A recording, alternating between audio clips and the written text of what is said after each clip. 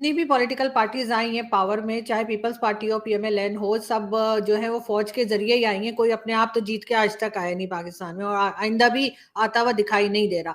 लेकिन इमरान खान 26 को रावलपिंडी पहुंच रहे हैं और उनका ये कहना है कि जी जब तक बीजेपी की गवर्नमेंट है पाकिस्तान जो है वो भारत से बात नहीं करेगा। तो वहां पे इनसे बात करने के लिए बैठा कौन है आपके ख्याल से? किसी को इतना इंटरेस्ट हो रहा है भारत में कि वो पाकिस्तान से बात करें? इमरान खान साहब जो है ना, ये बस इनको अ, यकीन करके माने है। इनको समझ नहीं लगती कि मैं अपनी वोट सपोर्ट और अपने आप को बचाने के लिए सब कुछ ही कर दूं। और भाई यूर स्टेट्समैन, आपका स्टेट्समैन का ये काम है बातें करना। स्टेटमेंट्स का ये काम ही नहीं है। खामोश रहो यार। इंडिया पे कौन सा वोट तुम्हें मिल जाएगा? ठीक है, इंडिया पे कितना को वोट मिल जाएगा? छोड़ दो इन चीजों को, अब आगे निकलो। जब पावर में आओगे तो देख लेना आपकी तो कितनी औकात है। आप पावर में आके भी कुछ नहीं कर सकते। आपके पास कोई सोल्यूशन नहीं है। आपने आते वजीर आजम बन के मांगने शुरू चल पड़ना है। अभी तो गुजारी बात है, पैसे भी नहीं दे रहा। सो इनको तो चाहिए पॉलिटिकल टेम्परेचर ठीक करें। बात ये नहीं है कि इंडिया में कोई बात करने को तैयार है या नहीं। बात ये है कि आपको बात करने की जरूरत क्या है। Wait for the time. आपसे आपसे अभी तो हालात इस तरह के हैं कि ये जो पीडीएम की गवर्नमेंट है, इंडिया कब बात करना चाह रहा है? इंडिया बिल्कुल, ये इंडिया के लिए टाइम ही नहीं है पाकिस्तान से बात करना। वो कह रहे हैं वो ऑलरेडी पाकिस्तान डिस्टर्ब्ड है, इकोनॉमिकली क्राइसिस है, पॉलिटिकली डिस्टेबलाइज है। किससे बात करें? और वो अपनी जगह पे उनको पता है कि पाकिस्तान को मजीद एक्सपोज करो, क्योंकि ये ऑलरेडी इकोनॉमिकली वीक है, तो खुद ही ये अपना हिल जाएंगे। सो हम ये उस पोजीशन में इकोनॉमिकली चले जाएं और ये इतने अनस्टेबल हो जाएं कि ये हमारे लिए वो हमें उनको कुछ करना ही ना पड़े। सो वो उनको पता है, वो जो कहते हैं ना कि ये पाकिस्तान जो है that is on a self destruction path की तरफ चल पड़ा है। तो इंडिया भी देख रहा है, और हम हमारे जो लीडरशिप है वो सिर्फ इमरान खान ही ऐसी बातें करता है, और तो मेरे ख्याल है कोई भी नहीं करता।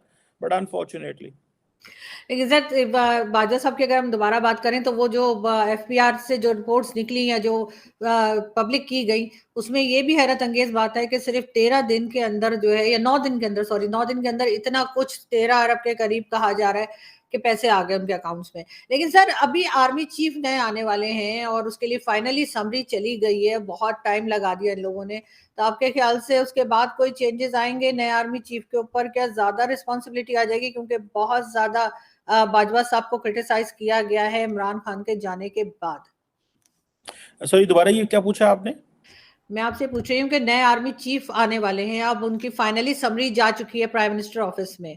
तो जो नए आर्मी चीफ आएंगे उनके ऊपर कितना ज्यादा प्रेशर होगा? क्योंकि जो इस वक्त आर्मी चीफ हैं बाजवा साहब, उनके ऊपर बहुत ज्यादा क्रिटिसाइज किया गया है इमरान खान की गवर्नमेंट जाने के बाद। ट्विटर हो या कहीं हो, हर जगह पे उनको बताया गया। और रिसेंटली जो रिपोर्ट्स निकली हैं उनकी बैंक अकाउंट्स की, वो भी काफी ऐसी हैं जिसपे लोग पसंद नहीं कर रहे हैं। तो नए आर्मी चीफ पे कितना प्रेशर होगा? देखिए, नए आर्मी चीफ पे जो प्रेशर है ना, वो पहले तो इंटरनल स्टेबिलिटी का प्रेशर है कि क्या वो स्टैब्लिश कर पाते हैं इंटरनल स्टेबिलिटी के नहीं। क्या वो इवन पॉलिटिशियंस को बिठा सकते हैं कि वो बंदे के पुत्र बने और अपनी सियासत करें और कारोबार जो है वो मुल्क का निज़ाम चलाएं। अगर हम निज़ाम नहीं चलाते तो हम वेयर वी विल गो। ठीक है, तो पहले तो मेरा ख्याल है कि आर्मी चीफ को, जो नेक्स्ट आर्मी चीफ, अगर मैं इफ आई विल अगर मैं आर्मी चीफ होता तो मैं क्या करता, मैं बता देता हूँ। मैं सबसे पहले तो सारे सियासतदानों का तरला करता, रिक्वेस्ट करता, बैठो। और बैठ के कहता कि भाई इस पॉलिटिकल इंस्टेबिलिटी के जरिए आपको कुछ नहीं मिलना। आप सब इकोनॉमिक इंडिकेटर्स लेके उनके पास जाता और उनको कहता है भाई बैठो, सबसे टॉप मोस्ट प्रायोरिटी है इकोनॉमी। इसके ऊपर बैठ के एक इकोनॉमिक चार्टर इस्टेब्लिश करो। इकोनॉमिक चार्टर इस्टेब्लिश करने के बाद डूज एंड डोंट्स बनाओ, किन इश्यूज पे बात करनी है, सियासत करनी है और किन इश्यूज पे नहीं करनी।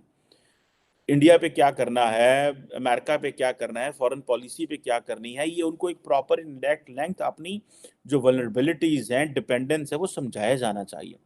फिर उसके बाद जो है वो उनको बताया जाए कि आप एक दूसरे पे जितनी मर्जी तनकीद करें, हम पीछे हट जाते हैं। हम आपको जहाँ पे हमारी मदद चाहिए हम आपको मदद करने को तैयार हैं, लेकिन मुल्क को इस क्राइसिस से निकालें। ठीक है, लोगों के अंदर होप दें। सो जो डायरेक्शन है वो सेट करें। सो इस वक्त एक वक्त होता था फौज अकेले ये चीजें कर लेती थी, एक जमात का कान पकड़ के उनको कहती थी चलो इधर निकलो, तो करो या गला, तो चीजें हो जाती थी। अब वो किसी का कान पकड़ के ये नहीं करा सकते। अब उनको वो प्रॉपर जो है वो एक मैकेनिज्म डेवलप करना पड़ेगा, सबको ऑन बोर्ड लेके टेबल पे बैठ के बात करनी पड़ेगी, रिक्वेस्ट करनी पड़ेगी, तब जाके ये चीजें होंगी। This is what I personally feel. लेकिन क्या हो जाए कुछ पता नहीं है। नए आर्मी चीफ के लिए बहुत बहुत बहुत बड़े चैलेंजेस हैं। वो शायद आज तक कभी इस तरह के चैलेंजेस किसी तरह आर्मी चीफ के ऊपर ना आए हों, लेकिन लेट्स सी कि क्या इसमें आता है मैडम। सर, नवाज शरीफ साहब को डिप्लोमेटिक पासपोर्ट मिल गया और पासपोर्ट मिलते ही बजाय पाकिस्तान आने के वो यूरोप की सैर को चले गए। उनकी फैमिली का कहना है जी बहुत दिनों से जो है वो पूरी फैमिली मिलकर कहीं घूमने फिरने नहीं गई थी। इसको आप किस तरह देखते हैं कि ये एक नॉन सीरियस बिहेवियर है नवाज शरीफ की तरफ से, जबकि उनकी पार्टी इस वक्त गवर्नमेंट में? नहीं, नॉन सीरियस बिहेवियर क्यों है इसमें? नहीं वो तो सर, उनके उनको पाकिस्तान आना चाहिए था ना, अपने केसेस फेस करने चाहिए थे, या सैर करने निकल जाना चाहिए था ना, कोई के फ्लड विक्टिम्स वगैरह के पास जाते। देखिए मेरी बात सुने, ये केसेस सारे पॉलिटिकली मोटिवेटेड हैं। इमरान खान ने बनाए हैं फौज के साथ मिलके, तो क्या सामना करे उनका आगे? या तो हो ना कोई बड़े जेन्युइन केसेस हैं। नवाज शरीफ को हटाया गया, वो प्रॉपर पूरा एक प्रोसीजर था जिसके तहत हटाया, आगे केसेस भी बनाए, तो किस चीज का ये एवं आगे सजाएं भुगतते फिर? इसहाक डार के ऊपर भी तो बड़े केसेस थे, वो कहीं सब गायब हो गए। सो इमरान खान ने किसके ऊपर केस नहीं बनाया? उसने कहा सबके ऊपर केस बना दो, ये गंदे हो जाएं, और जब ये पावर में आएंगे तो मैं कहूंगा ये भी देखो, इसके ऊपर भी केस है, ये भी जेल में था, ये भी केस है, ये भी जेल है। एक बात। और दूसरी बात है भाई, सियासत के अलावा लोगों की कोई जिंदगी नहीं है। वो सारा टाइम मर जाए अब। अगर वो पावर में है तो वो घूमने फिरने ना जाए, वो कोई खाए पिए ना, वो या उनकी फैमिली टाइम कोई नहीं है। भाई लोगों की अपनी जिंदगी है, उनको एंजॉय करने दें यार। वो मरियम नवाज अगर वो चले गए हैं जेलों से निकल के, उनकी जान छूट ही गई है, ठीक है, उन्होंने they had seen a very tough time. इनकी जब वालदा फौत हुई थी मरियम की, तो शी वाज इन जेल। इनके वो जो थे वो नवाज शरीफ साहब जेल में थे, बच्चे इंग्लैंड में थे। So they are paying a price in many ways. So मेरा नहीं ख्याल कि ये लोगों की personal life and private life की छुट्टियां कर रहे हैं, कहाँ घूम फिर रहे हैं। फ्लड्स की, भाई फ्लड्स के लिए प्राइम मिनिस्टर वहां पे बैठा हुआ है, रोज जाता है कि नवाज शरीफ ने अकेले फ्लड्स वालों घरों में जाना है? So it is the job of the prime minister, sitting prime minister who is elected. Nawaz Sharif is not elected at the moment. He didn't contest the elections even, I think, this time.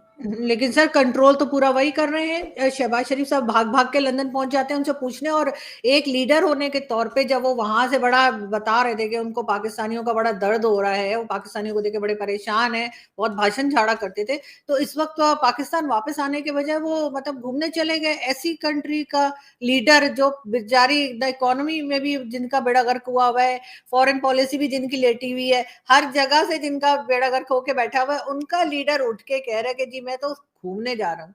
आप तो नहीं मिल लिए थे कहीं उनसे?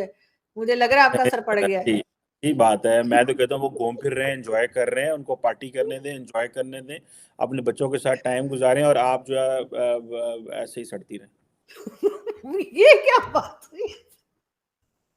अच्छा sir, last में मुझे ये बता दीजिए कि अगर आप नरेंद्र मोदी होते तो आप कश्मीर का मसला कैसे हल करते? मैं नरेंद्र मोदी होता, मैं क्यों नरेंद्र मोदी होता?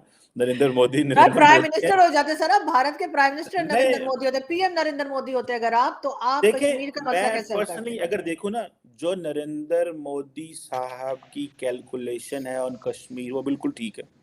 हम्म। देखें, आप अपने नेशनल इंटरेस्ट सोचते हैं ना, आपको अपने नेशनल इंटरेस्ट से गर्ज है, ठीक है। इंडिया का नेशनल इंटरेस्ट किस में? जो वो कर रहे हैं, ठीक है। सो आई थिंक मैं भी वही कर रहा होता जो वो कर रहे होते हैं। सो इट डजेंट मैटर कि नरेंद्र मोदी कौन होता, ये एक हर स्टेट का एक कोर इंटरेस्ट होता, ठीक है जी। वो स्टेट अपने उस इंटरेस्ट के हिसाब से चलती है। सो जो नरेंद्र मोदी आज जो नरेंद्र मोदी कर रहे हैं, अगर मैं उनकी जगह होता और इंडिया में होता तो मैं भी शायद यही कर रहा होता, क्योंकि this is what you know, that is what guides me कि मेरे मुल्क का ये इंटरेस्ट होना चाहिए।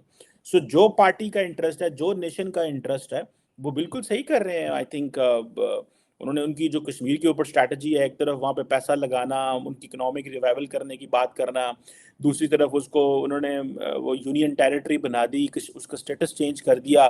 सो diplomatically, economically and internally he had done marvellous work on Kashmir for India, obviously, if you look it from an Indian lens, ठीक है जी। But when it comes to the Pakistani lens, तो ऑब्वियसली हमारे कोर इंटरेस्ट नेशनल सारे अलग हैं। नहीं तो सर, कोई तो रास्ता होगा ना जिससे दोनों कंट्रीज के टर्म्स कुछ बेहतर हो। कब तक ये कश्मीर कश्मीर करके लड़ते रहेंगे? देखिए सिंपल सी बात है, आपका जो दुश्मन है ना वो चाहता है मेरा दुश्मन जो है ना वो भी सोबर हो और वो भी टफ हो, ठीक है। सो इंडिया जो है ना वो पाकिस्तान के साथ तब वो करेगा जब उसको पता होगा कि आपका जो एडवर्सरी टफ है। Right now they don't believe that Pakistan is a tough country. वो कहते हैं this is a piece of cake, हम इसको ऐसे निगल सकते हैं। पीस ऑफ केक से मुराद, निगल से मुराद ये है कि पॉलिटिकली और diplomatically what they are talking. So I think at this time उनके लिए वो they are an upper hand, उनकी उनकी पोजीशन बड़ी क्लियर है। सो मुझे नहीं लगता कि they are in a good position कि वो जो ठीक है पाकिस्तान से बात करो ये वो आगे पीछे। तो ये चीज़ है, I personally don't find it. बिल्कुल ठीक, बहुत शुक्रिया सर कि आज आपने ज्वाइन किया, थैंक यू सो मच।